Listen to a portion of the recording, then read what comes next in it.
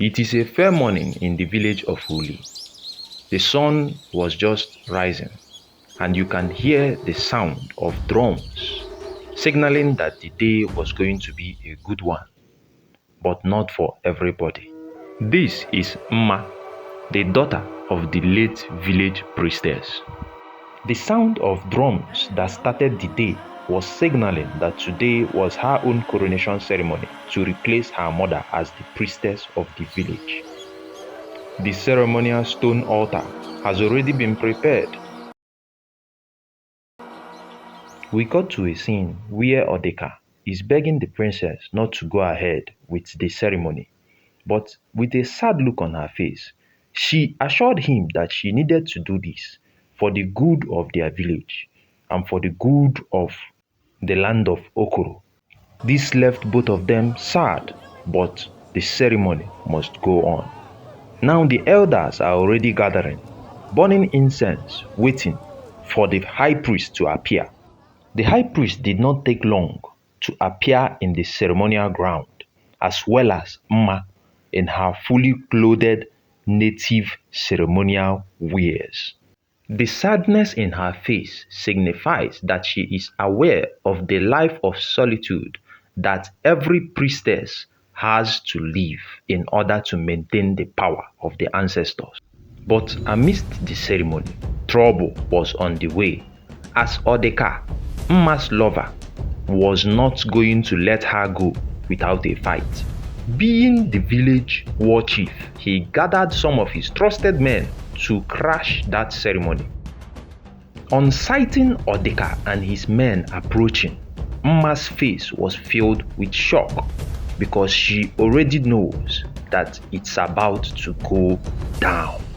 She was filled with both relief and anxiety for what's about to happen. But this thought was interrupted by a mighty yell from Odeka, screaming and demanding for the ceremony to come to a halt. But the priest's guards wasn't having it, and this led to a mighty confrontation between Odeka's men and the priest's men. Filled with confused emotions, Mma needed the fight to stop.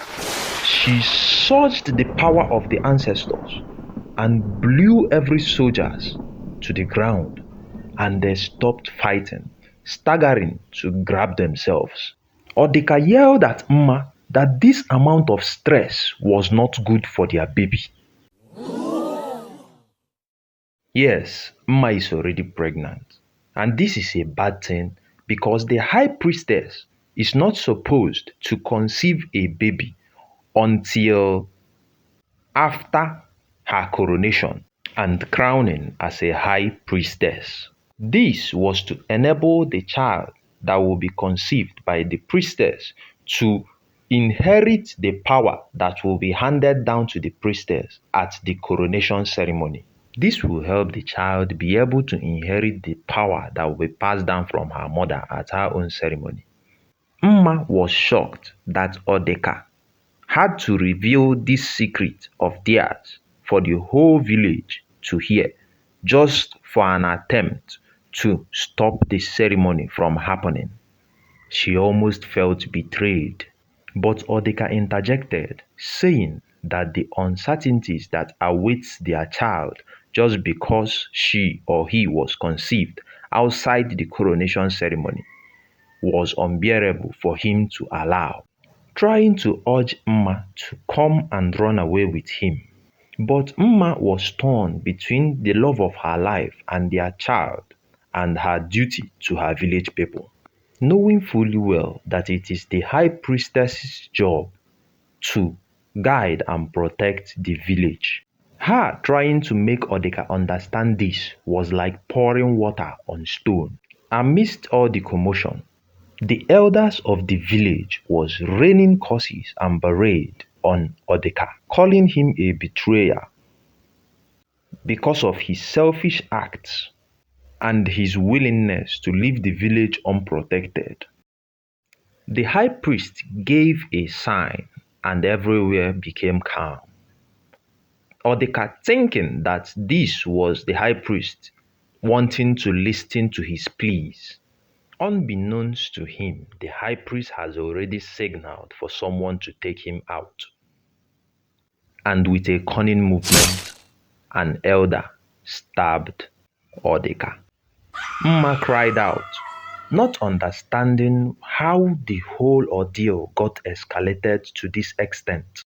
The mighty warrior chief of the village, Odeka, was on the ground looking pale. Mma watched all this as Odeka stopped moving. With mixed emotions, Mma decided to detach herself from the ceremony entirely. What will be the fate of the village now that the warrior chief is dead and the high priestess has gone missing?